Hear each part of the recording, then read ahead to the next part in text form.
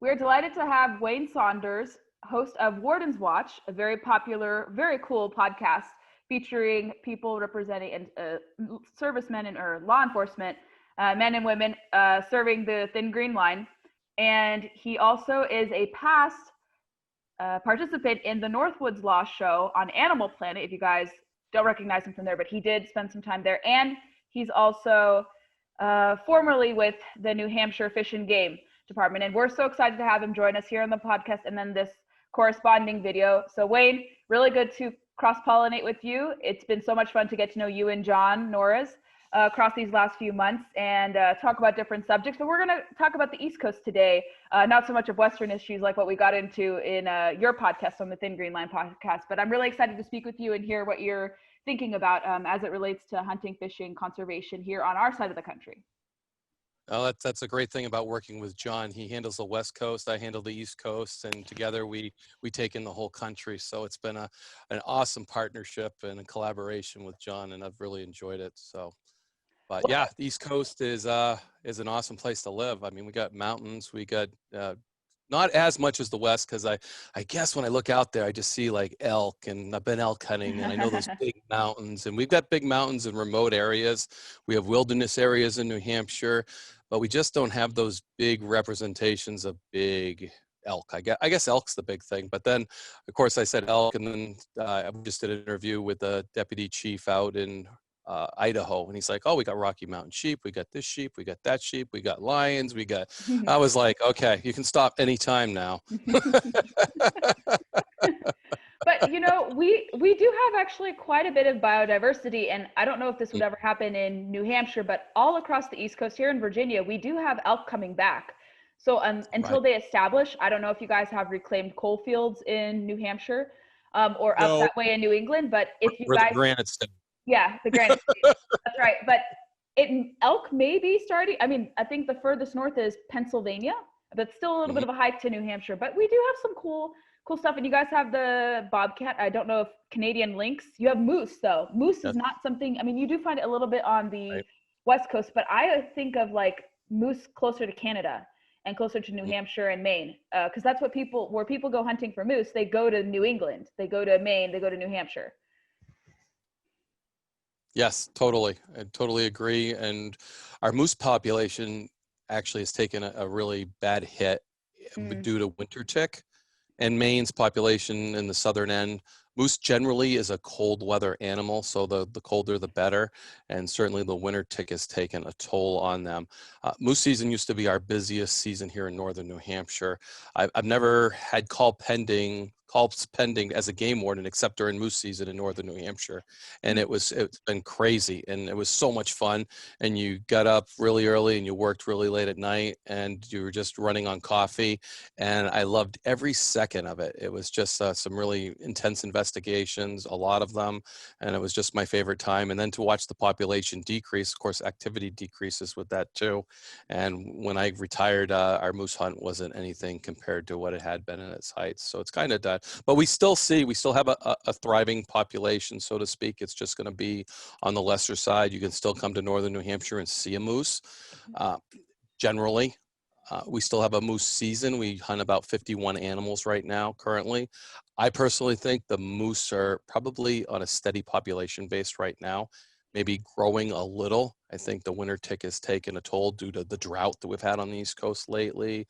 And a few other things. Lack of moose actually helps kill ticks because they have less moose to hang on and winter over. But it was a horrible, horrible thing to see these ticks. We actually had to put down quite a few moose. I think we had one year we had to put down 13 moose. And when you shot them, because it'd be there like 3 days leaning against a tree, and when you shot them, they wouldn't bleed. And it was because all their blood was in the ticks. The ticks had just clung to them and sucked all their blood out. And there was about a pint left within the moose when we actually had to put them down. One of our biologists looked into it and he's like, yeah, there may be a pint of blood in that moose. But you think about the size of the moose and how much blood is in those ticks. It's just, it was a pretty gross thing too. When you get close to them, you can just see the carcasses moving because there's so many ticks on them. It was a pretty sad state. So a horrible way to die. So for yeah. I mean, I know across the cervid populations, I mean, obviously with the Lyme's tick, I think I'd seen some Northwoods Law episodes. I don't know if it was prior to your retirement or after, but they would talk about how some of the moose would succumb to this winter tick. And I'm like, that's a horrible way to go out. And it Mm. seems like tick like to gravitate towards any species of the deer family. And that's really weird how that is. But I want you to talk more so about what led you to become a game warden and talk about your tenure working for New Hampshire's State Wildlife Agency.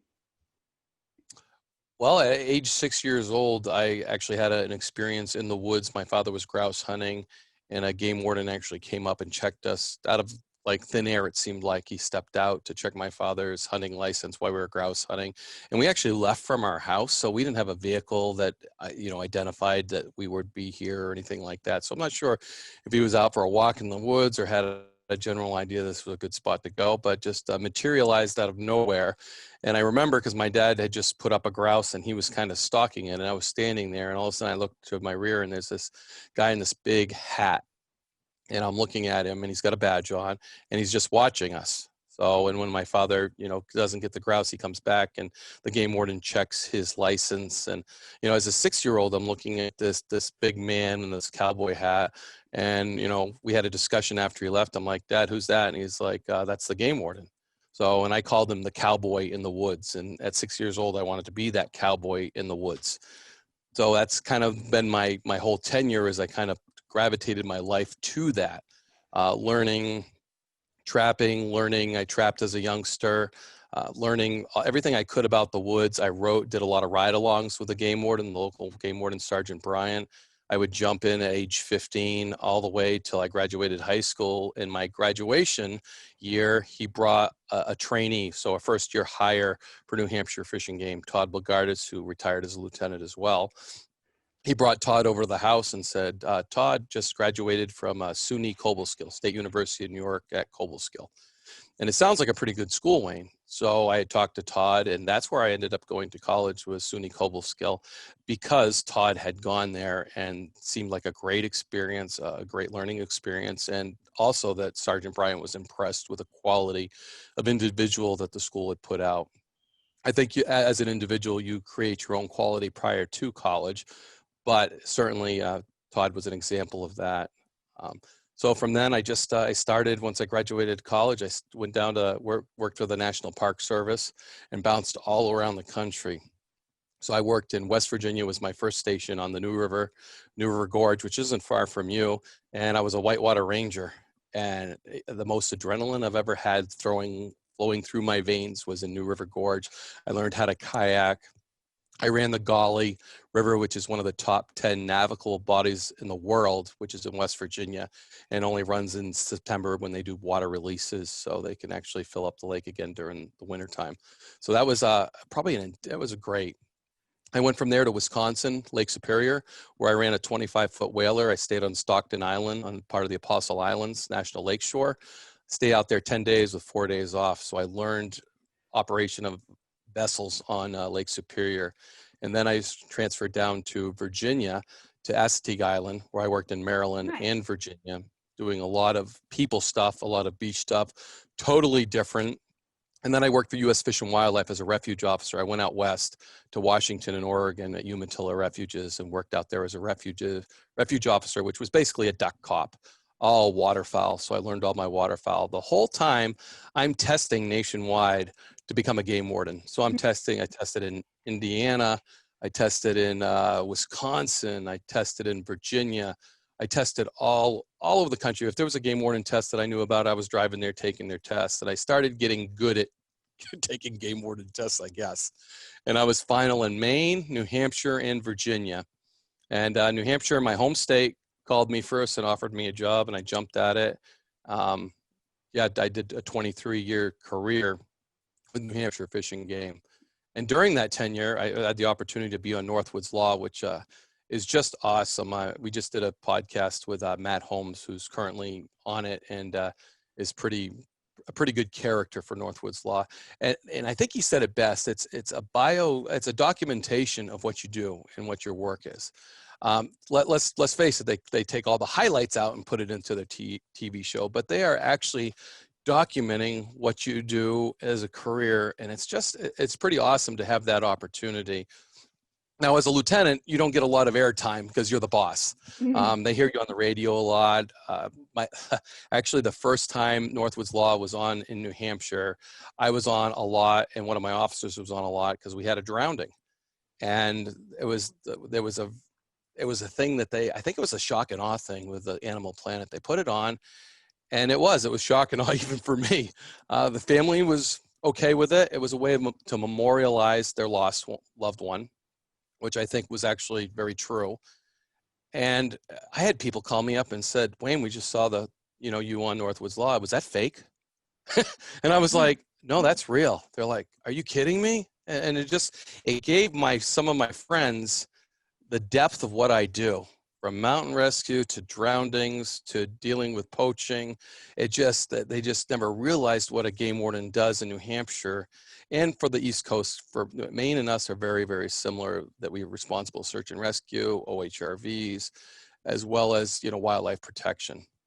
So I call us the police in the woods. I guess we're the police, we're the fire, we're the EMS in the woods. We have support very much, so much, but we also train for all of those things. So we all are wilderness first responders. So we can actually give aid if we're the first responder in the woods, which I have been sometimes on serious snowmobile accidents. The first one's up on a search and rescue mission where you actually start getting aid to the victim until somebody else with a higher certification comes in and takes over, which may be hours, depending where you are. So it's been a pretty cool. I did 23 years with New Hampshire Fish and Game. I love the department. I love my job. And when I retired, I was just like, what am I going to do? They say do something you love. I did that. So now what am I going to do? Well, podcasting, I want to talk about it. I want to tell people about the game warden. Yeah. Yes. And just share those experiences, and then share the other game warden's experience so they can understand what we do, how we do it, and why we do it. We're not out necessarily, we're out to catch the bad guys, but we're out to educate. We're out to be that proactive person to stop prior to violation, because a lot of it is unintentional violations with fish and game law. They might not have read the digest or something. They go fishing in a closed pond, they fish in a fly fishing only area that's not signed or something like that. It may be unintentional, but even unintentional, we'd like to curve. We like to think of us as the ultimate community policer, and I think the job tends to do that. I always tell this story, Gabrielle, that my lieutenant, when I first came on, he asked me if I'd been to the local store to get a coffee. He knew I like to drink coffee. He's like, asked me if I stopped by and met this farmer. He said, he'll give you a coffee here. And I kept thinking, I don't have time to meet all these people. I'm a game warden. I got to catch poachers. I got to catch violators. And what he was doing was establishing my community policing, my Operation Game thing, wanting me to develop those relationships within a community that would propel me into being a good quality game warden. And that's what I did. I started being part of the community, meeting those people that wouldn't pick up a phone, but if I stopped by at coffee and they would tell me if I was going to poach a moose, Wayne, it would be a very small moose. And I'd be like, why? So I can get in the back of the car, in the trunk. Really? And what kind of car would you drive? Oh, it'd be an Oldsmobile 1977. I said, what color would it be? Oh, that would be like a tannish color. So here I am getting all this information. He's not ratting anybody else because he wouldn't do that. He's telling me a story and giving me all the particulars. So, and that was a pretty good information. And I had that. I had people that would call me. They wouldn't call the Operation Game Thief number, but they'd call Wayne and let him know what was going on, because Wayne won't throw me under the bus. So if I can't make the case without involving people, I won't make the case. So it was becoming part of that community that entrenched me in that. And some people, I think didn't violate because they knew me, and other people didn't violate after because of the way I caught them and the way I dealt with them. I had great relationships with guys I arrested. It was just, it's that poacher. Yeah, you caught me. Yeah, we'll get through this. And then the next time I see him, we're on a good basis. This morning I had breakfast just a couple, at least 12 feet away from a guy that I wrote a ticket to for illegal baiting. Nice guy, veteran. I knocked on his door, and the first words out of his mouth, he's like, "You got me." And that, I appreciate that. when they just come, yep, I was going to cheat. I cheated and you caught me cheating. So give me my ticket. I'll pay my fine. And on the other hand, you have these people, I didn't do it. I didn't do it. I didn't do it. I didn't do it. And I throw them the picture of them doing it. And they're like, where'd you get that? And I'm like, that's, but that's the difference in those types of people. But a game warden, generally deals with 90% of them are decent people. 10%, I would say, are intentional violators that are out there trying to kill everything they can and kill the biggest and the best for bragging rights, that filling the freezer thing just doesn't work anymore. I used to fill some wildlife violators freezers because if the freezers are full, they're not out hunting at night and killing to fill their freezer. So, hey, I call them up and say, I got a roadkill for you, and then I'd find someone to pay for something to have butchered if they didn't have enough money. So we would fill their freezer full of deer meat to deer season with roadkill, and where else going to put the deer? Now my freezer's full. I can't put an illegal deer in there, so I can't say it's for the meat. Right. So it was an awesome career, and I really enjoyed that part, and I gravitated to the Operation Game Thief side of it.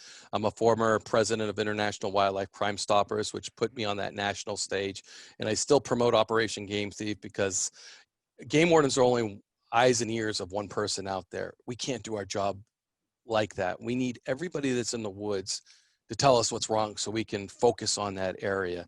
So we need people to report, whether it's anonymous or not, whether they want a reward out of it or not. It doesn't matter how we get that information. We want that information to stop that violator. So we're protecting our resources. Mm-hmm. So very important to me. Yeah, I haven't really seen much of poaching on my hand. I have seen people exceed their creel limit, and I want to report it. And I think I have maybe once or twice, but it's like, how do you know? I mean, like, what if they have guns on them or something crazy and you take a picture? It's like, sometimes I get a little nervous, especially closer to the city, because you don't know, like, mm-hmm. if they're going to be that. But I think we all have to do better. I mean, I buy my licenses all the time, fishing and hunting. I know what's in season. It's very helpful to have like an app on your phone, which I think it's great that more agencies are doing that and kind of modernizing in that respect. But I think all of us who partake in these activities in concert with game wardens have to be better with notifying what is wrong and notifying what's good too. It's really funny. I think my dad and I were fishing last year, and these two local conservation officers thought we were grandpa and granddaughter, which was really funny. But I was like, no, he's my dad. Funny you think that. And it's a funny running joke. They didn't mean any harm with it, but like, we know that most of the officers are good. They're trying to protect and serve and make it so that all of us can legally fish and hunt, whether we're catching and releasing, fishing, or hunting, and they do yeoman's work for protecting different species. In Virginia, we don't have anything, super duper like exotic. We have elk, which do get poached a lot of the time because it's a newer herd, it's smaller. I've heard of people like cutting off the heads of elk. I've heard about deer poaching and a few other things, and bear poaching as well. But I think most people cooperate and don't partake in it much because they know that the opportunities to hunt are readily available, and you don't want to get caught because now game wardens can search your social media. They can search where you were. They can know your approximate coordinates. And so hunters have to do, and anglers have to do a better job of working. It's not snitching. It's for the betterment of everyone, because if people poach, they're taking advantage of all these conservation dollars that come in to go into stock programs to rehabilitate certain imperiled species or species that may be languishing. So they're cutting into our opportunities to hunt and fish.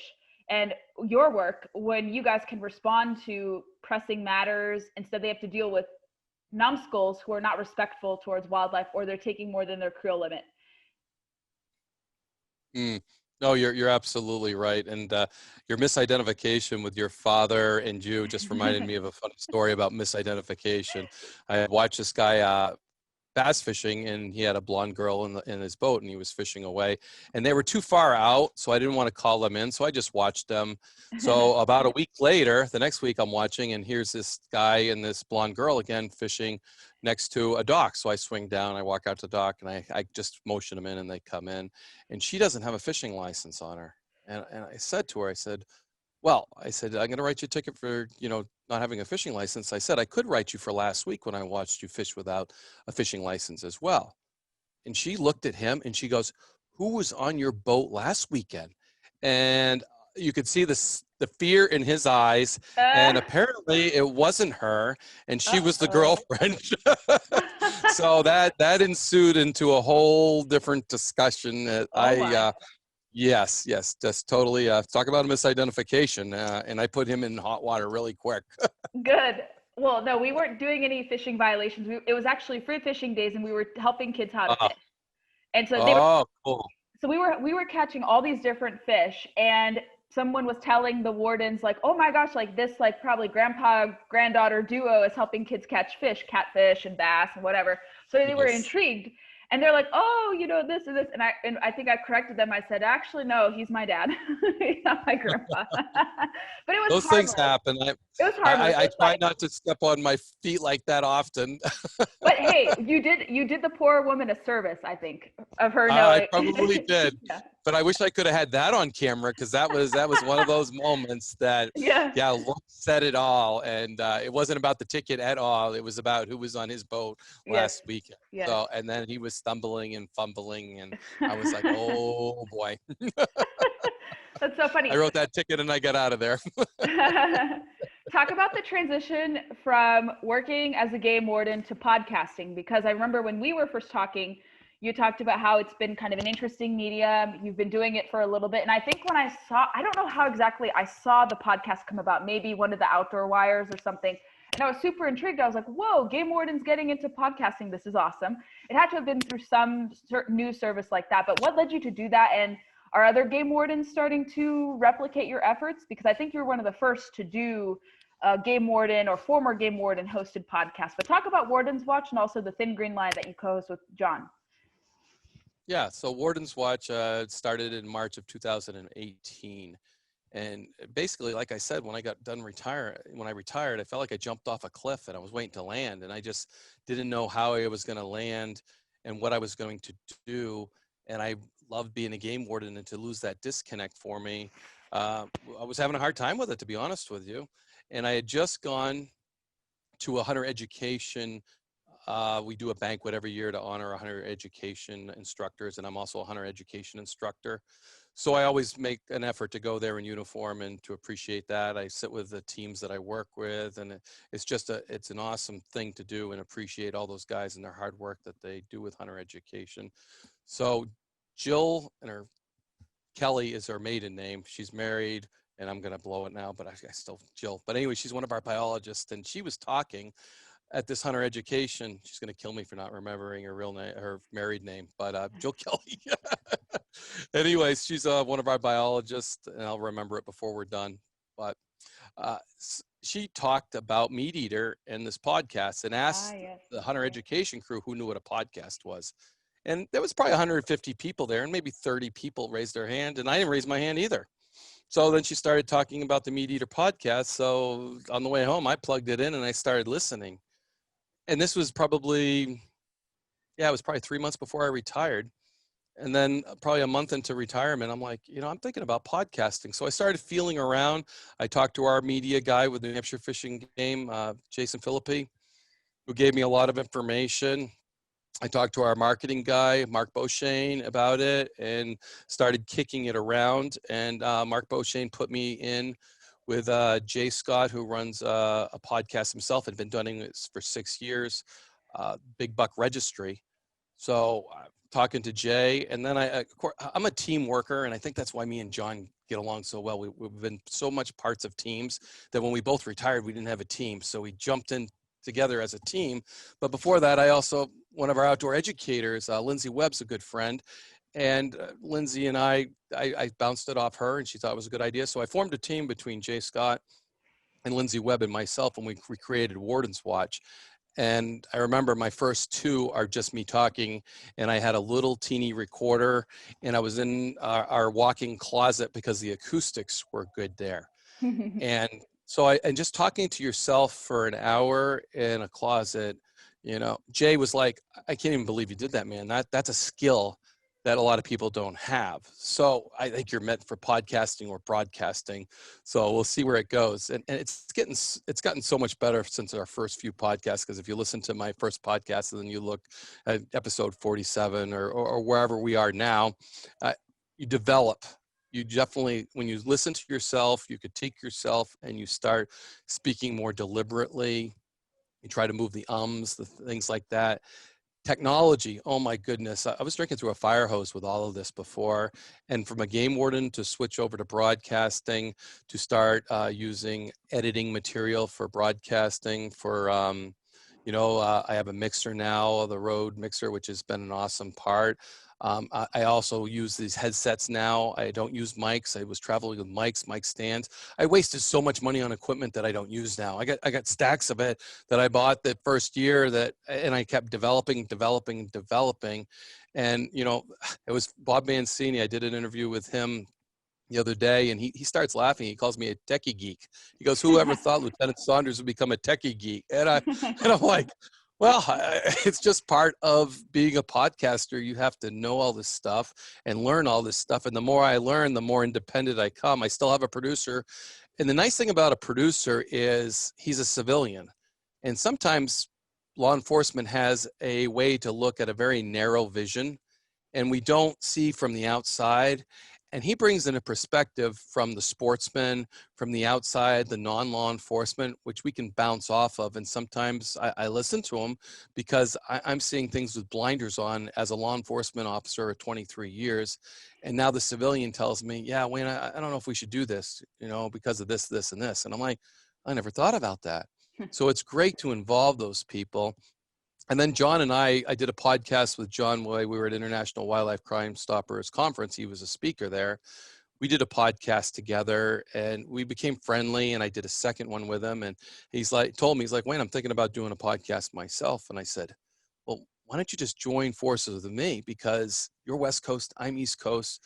You bring a lot in, I bring a lot in. As together as a team, that I think will be a pretty awesome thing, John. And I think it is. So when he came in, he brings a lot of people in, a lot of people that he's had relationships over the years that are current, and they're cutting edge. Let's face it. When we talked to Jack Carr, who is writing thrillers, who's going to have his thrillers now produced for Amazon Prime, we're talking cutting edge people here. Former Navy SEAL, just an honor, to talk to these people and to get their perspectives. And Jack Carr, he puts game warden stuffs in his books.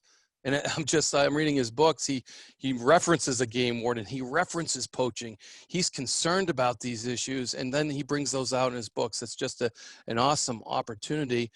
But Warden's Watch was very narrow to game wardens and game warden stories, and maybe very on the cariff of game wardens.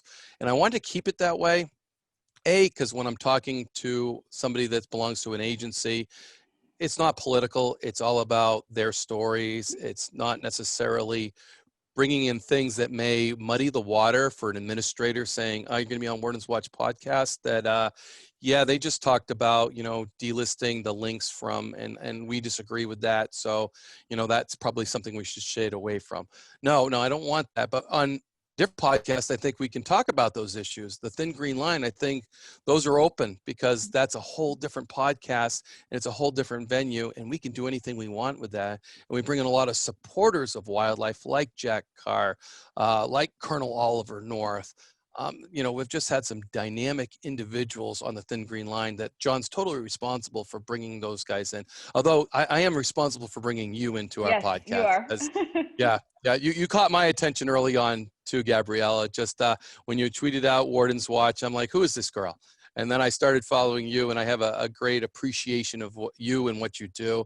And I was like, that's awesome, because me and John can't live in the area of DC or Virginia. It's just someplace we don't want to be, but we need people like you to do that. Yeah. And we need voices like yours, and it's so important. So that's why the Thin Green Line came out of it. And we use Warden's Watch, a lot of the social media to keep springing that, which I don't know if down the road we'll separate it on. It's mostly financial reasons we do that, because I don't want to start another. I mean, we both do the social media thing, and you do it too. It can get overwhelming.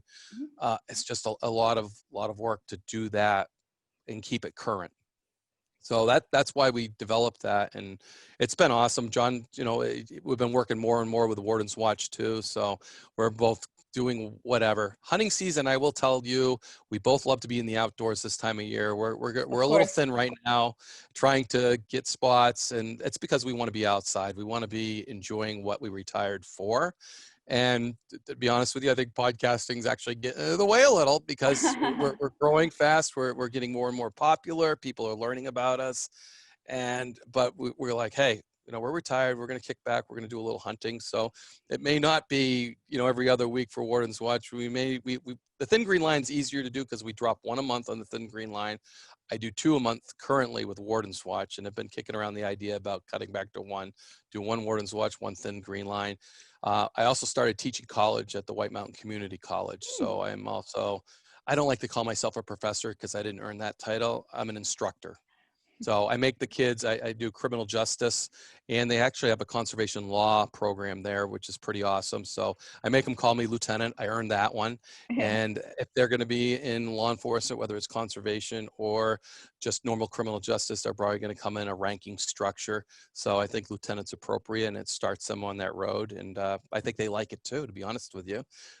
Gives them that toning in as a young adults starting their careers to interact with a lieutenant. So, and to call him lieutenant instead of professor. So, or Wayne's fine too. I don't care, but I'm enjoying that. I'm enjoying interacting with young adults that have a mindset like I did, 23 years ago, 24, 25 years ago now. So I keep forgetting I've been retired for like 2 years. It goes so quick. It's crazy. So, and the other thing I retired, go ahead. No, that's amazing. That's important that people can see from someone as seasoned and experienced as you, to learn about everything, and especially younger people. They need to see good examples. Yes, absolutely. I think that, and to have a conservation law program and have a lieutenant that retired, working with you, I just think adds a lot of credibility to the programs. And that it's been fun too. I always liked that. And I was in, hunter education, Operation Game Thief, marketing, Fish and Game is what I did. Marketing Operation Game Thieves, trying to get that information in is what I did. So it's been just an extension of that, I think. I am learning a lot too. I have this prepping for the, teaching is just crazy. And that's been part of my fall too. And I get, new classes, and I'm trying to structure them, and wow, it's been a lot of work this fall. I will say that. Hopefully when I get things canned, it'll be a little easier to teach, but I am creating new curriculum, and I'm doing it my way too, which is important. I think, and I think the kids are liking it, because one thing I learned is I wasn't your traditional learner. I had all kinds of different ways I learned, and mostly by communication. So I'm using a lot of videos, a lot of special guests, people that come into my class and actually talk. We just had Bill Bodner, DEA LA, who's going to be on our Thin Green Line podcast this next month. But when we interviewed him, like, Bill, would you be interested in talking to my class? And he's like, yeah, absolutely. To get a high level guy like that to the White Mountains of New Hampshire, to a small community college, is incredible. It's incredible that he took his time to talk to these students, and they feel that too. They're like, that was awesome to have that happen. Dr. Jason Piccolo, the same way, came in and had a chat with my class and talked about human trafficking. He's writing a book on that. It's just, where do you get these? Where do you get this? It's just great. And I think the kids enjoy that. And I've been bringing a lot to it. So, and it's been fun. And I got to have fun, or I'm doing something wrong. If I'm not having fun, I'm out of it.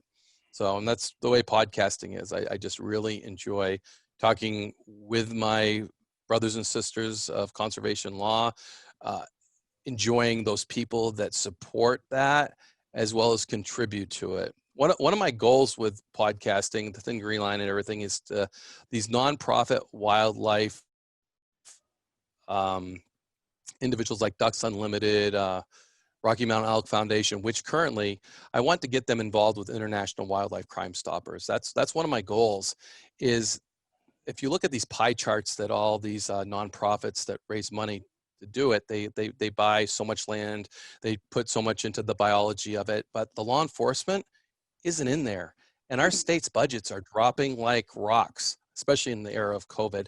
And we need to put a law enforcement aspect in there. And I think by joining forces with International Wildlife Crime Stoppers, they can do that. And Rocky Mountain Elk Foundation has actually done that. So they are a contributor and a sponsor of International Wildlife Crime Stoppers, which is awesome. I want to see all these, the Ducks Unlimited, the Grouse Society, the Pheasants Forever. Hey, you know, we want to be part of International Wildlife Crime Stoppers. We want that label is that we help stop wildlife crime. And I want them to hear me say that. I want them to know that that's what you guys should be doing, along with all the other good stuff you're doing, because you can make all the rules you want. You can biologize. I made up that word. I love it. You can biologize all you want. You can buy all the land you want. If there's no enforcement, you've just failed. You just failed. With everything you've done, you've failed. Do the states contribute? Absolutely, they do. But how about you buy some time? You know, hey, we got some land here. We'll pay some overtime shifts to do this, or we'll do this or that, or we can help fund this way or that way, or, you know, decoys. There's all kinds of things. And International Wildlife Crime Stoppers, most of the states are involved with them as agency affiliations. So it's great. So as a New Hampshire representative for Operation Game Thief, I was a member of with the International Wildlife Crime Stoppers, and then I worked through their board and ended as their president. So I just I got a passion about that. I hope it's because these wildlife nonprofits aren't aware of it and are aware of what they're doing. They're doing great things. They're doing awesome things. They can just do a little bit more or shave a little more, because you can preserve all the land you want. You can biologize all you want. Without law enforcement, you've done nothing. If you got a bunch of dead ducks, Oh no. you know, or so there's my standing on my stool. But I think I'm right. And I think, you know, through getting that message out to the right people, they're going to say, yeah, absolutely. When we do our pie chart, this is how much we contribute to, you know, preserving land. This is how much we can contribute to biologizing. And here's what we do to law enforcement. We contribute to International Wildlife Crime Stoppers, and we do so much every year, and they distribute it where it's necessary. So, and part of it's, you know, marketing, getting the words out, and telling our stories of success and our failures. This next one, Idaho, with Chris Wright, the deputy law enforcement chief out there. It's yeah, he's got a bad story. It's a horrible story. He stopped the violations, but, you know, he wasn't happy with the case. I felt for him. You know, when you do a big case like this and you come up with very little, it hurts. It hurts. The worst, the cases I remember the most are the ones I didn't make.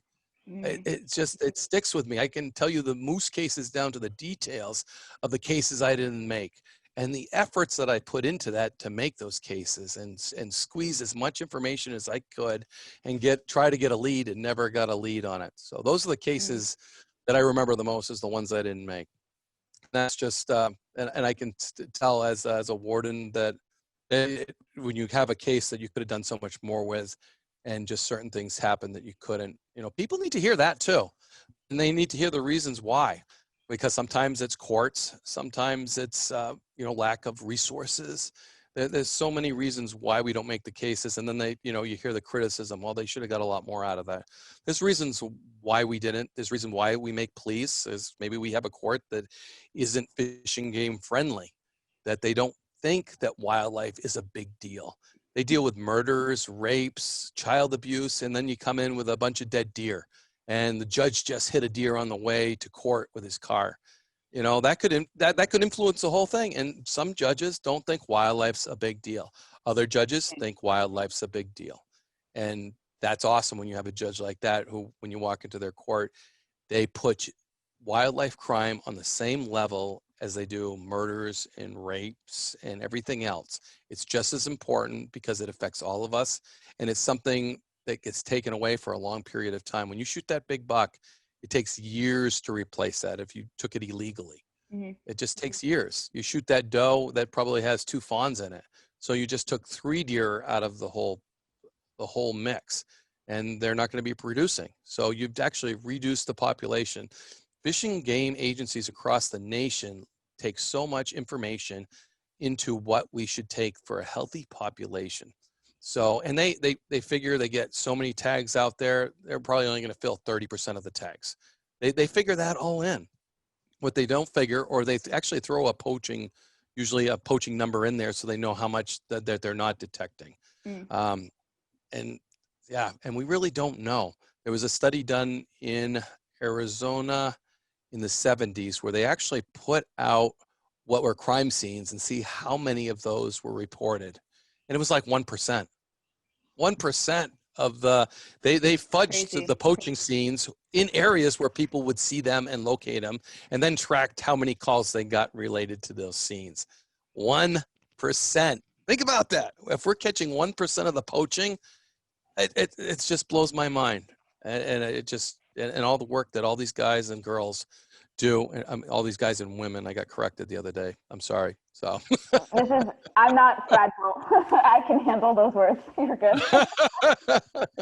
but the law enforcement people that are out there trying to do their job, I mean, that hurts. And the guys that I know and the guys that I work with work very, very hard to stop that. Sure. And to think we're only catching 1% just is horrible. It's horrible.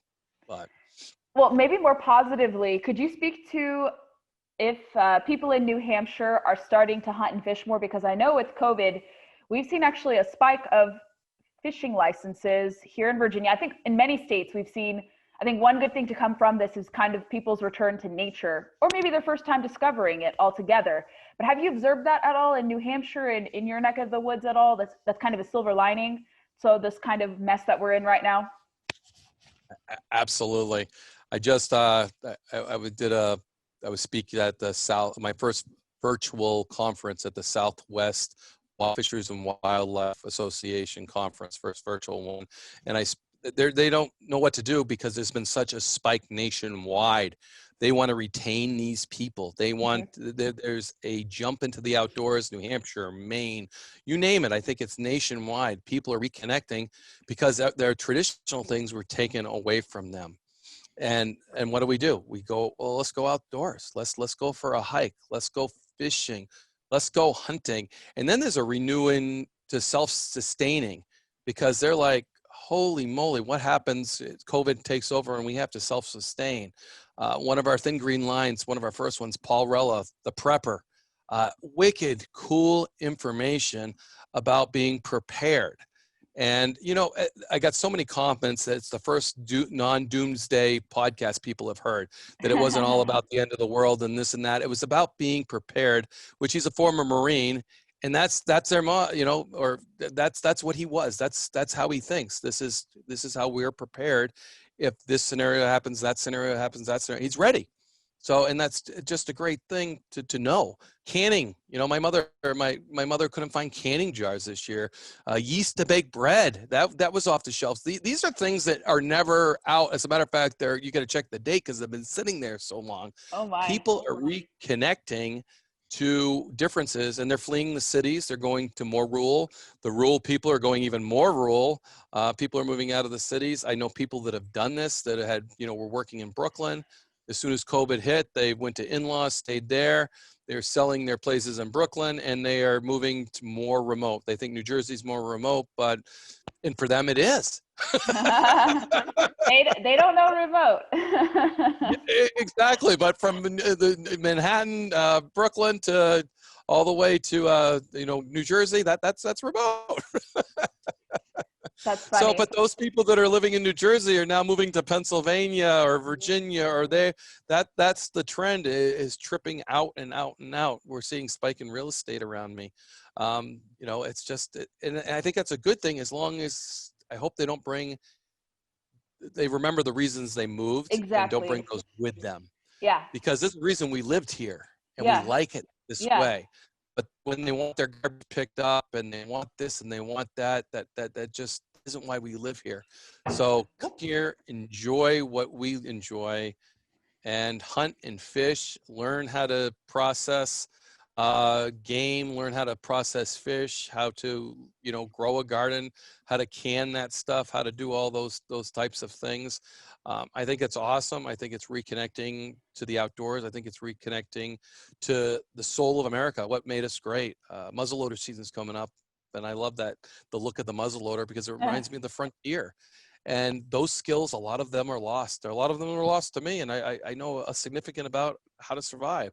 But when you talk about stretching out hides and having to use those hides as clothing, Mm-hmm. I mean, tell that to somebody that may happen. And it's just, it's crazy what it could revert to, but if you're prepared, you won't. And we have a great country too. We have a great foundation. We have a great ammo. That's one thing. I mean, you can't go buy ammo right now. No. Everybody it's cleaned out. So Have thank you goodness seen? I usually have a stockpile. I mean, have many, because I mean, I've followed the trends too, because I focus a lot on what happens in the firearm industry. Obviously, they Mm, were made essential businesses under the Defense Production Act, excuse me. And like, yeah, you're right. You can't buy stuff. There's backlog for firearms purchases. Ammo is in short supply, and you see a huge chunk of these. I don't know what the number is now. I think by the end of the year, they're approximating like 20 million people, including previous gun owners and new gun owners. They say at least 5 million are new, never purchased mhm. a gun before for self-defense reasons. And actually, people don't talk about this much, but I've talked about this in the Hill paper, and some other magazines, some non-endemic publications, and it got a lot of buzz. But people don't know that guns and ammo, and I make this argument, and I know many game wardens cannot really step into the gun debate, but I think privately many, and now that you're retired, you could probably speak to this more so, Mhm. but many of them worry that if you have gun control, you're going to see this diminishment of conservation dollars that largely come from guns and ammo. People don't know that Pittman Robertson funds actually primarily fund wetlands conservation, habitat restoration efforts, hunters education. And I don't know percentage wise how much we're going to get a boost from it. And if we're able to, like you say, Big boost. retain these people. But I think this time that we're in, we are going to see a little bit of a boost to conservation dollars, and especially with people privately buying firearms more so. And hopefully it reflects their votes too, as well, because I think people have to know, like, you should know where the politicians stand on whether or not you're allowed to protect yourself or whether or not you're allowed to own a certain firearm. And I think AR-15s get often badgered for no reason. When I go to Wyoming after this podcast episode airs, I'm going to be hunting suppressed with a long rifle. Probably, I think it's the AR-10 or AR-15 platform. I forget exactly what, but I've shot those and they're really fun. And women like myself like to shoot from them recreationally or for home defense too. There's a lot of misconceptions about that as well. And you can hunt. I know this is a wider debate, but people always say, like, well, you should only hunt like bow. You shouldn't hunt this long rifle, or you should hunt muzzleloader, and you shouldn't hunt this. And I'm like, if people are doing it legally and things are in season, who are you to tell someone what method they are to hunt? Because that limits so many people from potentially wanting to become hunters. Because I think there's an East versus West kind of dynamic to this too, but also like a little bit of elitism versus regular Joe Blow attitudes about bow hunting. To me, I would like to try it one day, but I'm like, there's too many barriers to entry. I have to get certification in Virginia to do it. It's not like you buy the license and you can go do it. To participate in our archery program, you have to get certified. And I'm like, I have to strength train for that. It's not easy. Like, I first need to master rifle hunting, and I'm speaking as an adult onset hunter, but someone who's fished for most of my life. So I'm not, everyone thinks like, are you new to all these outdoor activities? No, I'm not. I've been fishing for much of my life, hiking, nature, all that. But hunting and guns, I started early in my adult life, and hunting 4 years ago. So it's, and that's what I tell people. And I'm probably going to create some videos or something or more podcasts about this. But I think a lot of people feel like when they come in, they have to do something like what Steven Ranella does, or like what some of these professionals do. And I tell people, no, you don't. You can hunt with an AR-15. You can hunt suppressed. I don't know about hunting handgun. I know people who hunt with handguns. I think Jana, she does coyote hunting with handguns, which is allowed, I think, out west. And some people may think that, oh my gosh, that's cruel and unusual. But if you're hunting predators and that's allowed, I don't see a problem with it if it's in a legal context. But something I hope people take away is you don't need to feel pressure to hunt one style. You can easily find mentors. For me, I've been lucky, like here in the DC metro area. Like, we are close to DC, but if I go like an hour and a half away, I'm in prime hunting real estate, or within 30 minutes I can go trout fishing, not too far, or to get really good trout fishing, to go like an hour, hour and a half. But we have some urban fisheries that are stocked, catch and release, delayed harvest streams. But I tell people, like, it's a great time to learn how to hunt. I'll give you tips, but there are many mentors available to do it. And it's an exciting time. You don't have to be wholly dependent on wild game meat. It's really hard to like make up much of your diet on wild game meat. But with these meat shortages, if you remember early on in the pandemic, people were like, what do I do? Because beef is so overpriced. There's a short supply of it. I need to do this. So that's kind of what's on my mind. Is that kind of something you encourage people who are new to consider as well? Absolutely. And I think hunters are their worst enemies because they criticize another type of hunting. Hunting is hunting and a hunter is a hunter, whether you bow hunt, whether you gun hunt, whether, how you do it. One of the biggest criticisms is dog hunting Yes. and, with bear dogs. And I'm like, have you ever done it? And the people that are criticizing it, well, no, it just seems like it's unfair to chase the bear up the tree. I said, experience it before you say that, please. It's one of the hardest hunts I've ever done. You have to be physically in shape to keep up with these dogs. They usually tree remotely. It is intense. And these guys and girls, because Kelly's one of my friends is as much into bear hunting as her husband is. They love their dogs more than they love the bears. And those dogs love to run bears because that's what they were bred to do, and they're happiest doing what they are bred to do. And it's interesting that, hunters, well, don't hunt, I can't hunt with dogs. That's unfair. Bird hunting with dogs, we're our own worst enemies. How about if it's hunting and it's legal, you support it? Mm-hmm. And don't criticize somebody else in their hunting practices. And that's my, because well, let's start off with a gun because it's easy. Mm-hmm. You're right, absolutely. Black guns, bad. They're not bad. They are just a different platform. They are very versatile. It's awesome. The ammo is very available, for some of them. They're changing their ammo so they can perform, they can be suppressed. There's so many things you can do with that AR platform. It's unbelievable. And that's what makes it so popular, is the versatility of it. It's not necessarily the look. It doesn't look like a traditional gun, but it's highly accurate. It's highly versatile, whether it's close, whether it's far. It's unbelievable. That's why it is what it is. We took it from the military, absolutely. We built off of that, and that's what gives it that persona. But it's not that persona why it's used. It's the versatility and the applications. It's definitely so. But I definitely criticized, I can see hunters criticizing, and I try to, as a game warden, I tried to bring in that other aspect of it, so hey, have you ever done that? Try it before you criticize it and say how easy it is to shoot a bear out of a tree after you're out of breath because you just ran up a mountain, and oh yeah, you got to run down that mountain again because the bear just ran down, and then you run up again. One time I went 3 times up this mountain, and I'll tell you what, I was glad when they lost the bear because I was done. It was more exercise than I had done in 6 months. And I was like, this is crazy. And then people start to criticize it. Oh, it's easy. Oh, it's one of the hardest hunting I've ever done. So get out there and do it before you have an opinion of things, especially bow hunting. It's such a learning experience for me because I didn't start bow hunting until probably early 20s, but I learned that taught me so much to be patient. It taught me to be a better hunter with a gun. It taught me to take a good shot because you only have one shot.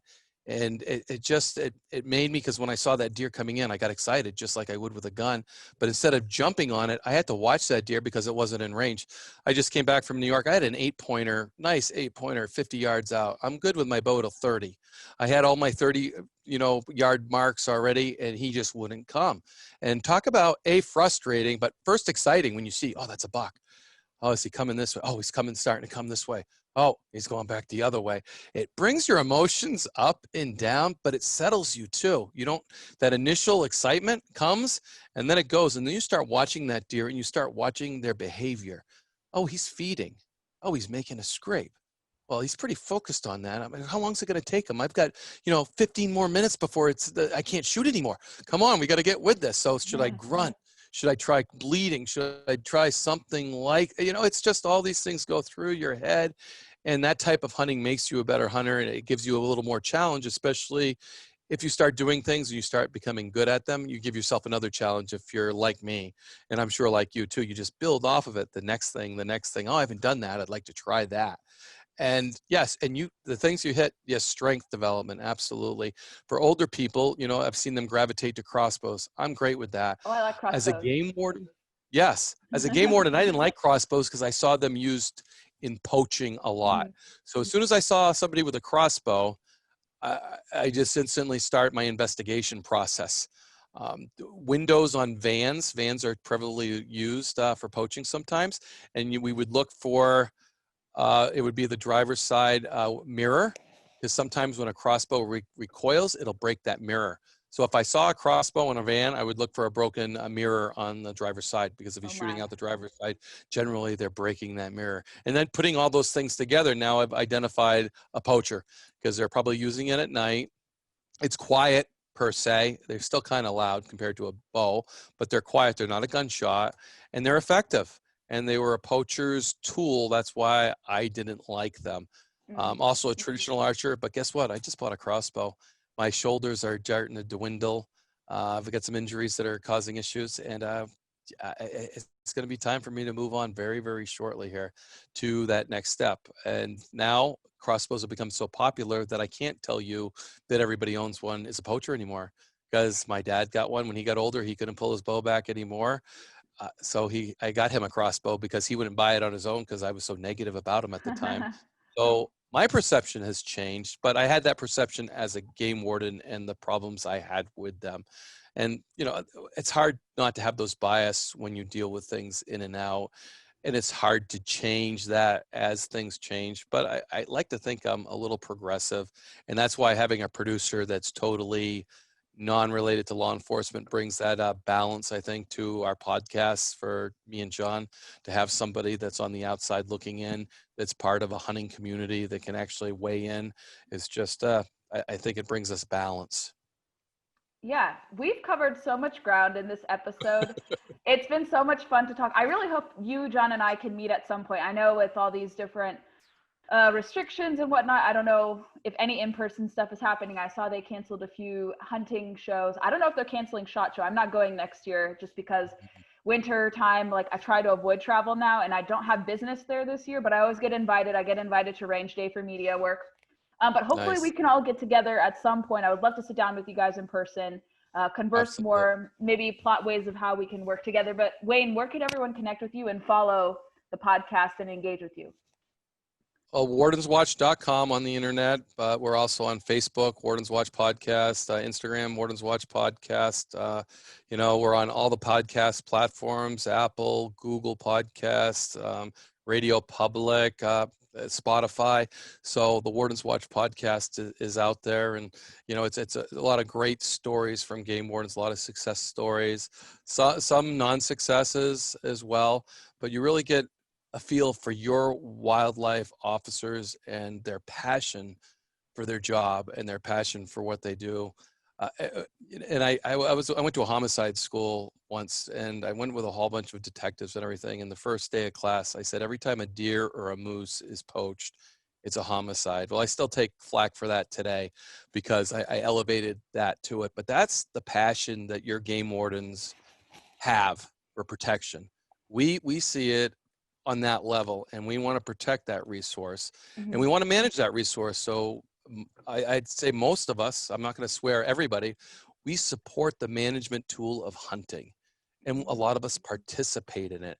A lot of us don't participate in it because it's like eating the same meal all the time, and then you go out and do it. The days I hunted, I never started in the AM, because as a game warden, I started so early. I was so tired on my days off from working mornings and nights. I would go out, you know, midway through the day. I would sleep in those days. But as a game warden, being out there, I think you knew the more productive areas to hunt. So whenever I hear from somebody else, I could never be a game warden because you're hunting and fishing. I said, you just you just improve where you hunt, because you're always out there. You always know where there's a good area to hunt, and you know where the game is. That's your job.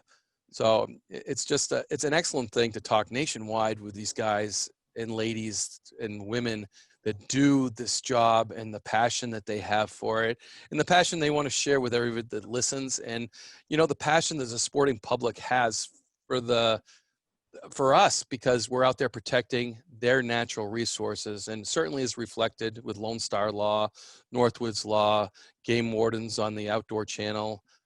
It's certainly reflected. I mean, the stats for Northwoods Law were the second show on Animal Planet, number 2. Wow. I mean, that's pretty. They've increased their social media 140% with Northwoods Law. I mean, they got some huge stats on us. So it's pretty exciting, and that just tells me there's a lot of people out there that support game wardens and our mission, sporting and non-sporting. And that's been a venue for education as well, to reach some of these people that may love the show and love saving animals, about hunting and why we hunt, about fishing and why we fish, and so they can understand the biology behind it, their tradition behind it, and the passion. We have biologists that actually look into this stuff, and they give us, hey, we should take this percentage to have a healthy population. So that's why we use the tool of hunting to do that. And when populations get out of whack, you can actually see it, because disease moves in. Right. Would you rather have an animal hunted and taken and valued, or a disease wipe them out and have them die a miserable death? It's just, it's an easy choice for me. And to provide that information to people that don't obviously get this information a lot, I think it's priceless. It's priceless. And I'm just glad those shows are doing so good. And I appreciate every one of the guys that's on there, and appreciate everybody that does this job. And that's what I want to do. I want to promote their job and why they do it. That's what Warden's Watch and the Thin Green Line about, is bringing people into that as well. So, and John and I have the same vision. We're the same people. Game wardens, we're all cut from the same cloth. We're just in different areas. So it's awesome. Thank you for what you do, because yeah, we can't do that. We can't do what you do. And I really appreciate your support from the very beginning of Warden's Watch, to chime in there and put Warden's Watch out there, and yeah, share my passion, and I certainly want to share yours. Absolutely. Yeah, you definitely have a lot of passion, and I think my listeners are going to really like this episode too. So no, I'm surprised Zoom didn't kick us out. So it's very good that they were able to get all of our recording, because I don't have the premium plan, but it's okay. Oh, I should have called you. No, it let me run through. It's all good. No. This is, I so appreciate you coming on, Wayne, and this has been a lot of fun, and I really appreciate you taking time to speak with me. Anytime, Gabriella.